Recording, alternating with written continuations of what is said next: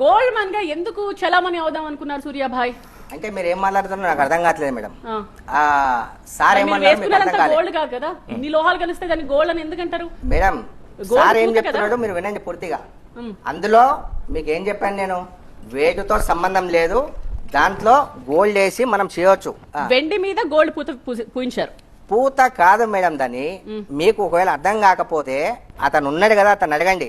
చిన్నబాయికి సంబంధించిన వ్యక్తి ఉన్నాడు కదా, అతన్ని క్లియర్ గా చిన్నబాయికి సంబంధించిన వ్యక్తి ఉన్నాడు కదా, లేదు మీరు క్లియర్ గా క్లారిటీగా చెప్పండి. ఇక్కడ 100 మంది చూస్తున్నారండి, అర్థమవుతుందా?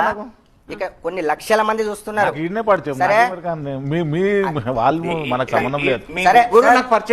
ఒక నిమిషం, ఇప్పుడు దీంట్లో గోల్డ్ ఉందంటారా లేదంటారా? గోల్డ్ ఉంది, మొత్తం గోల్డ్ పూత కాదుగా, 770 గ్రామ్స్ కాదు గోల్డ్, 770 గ్రామ్స్.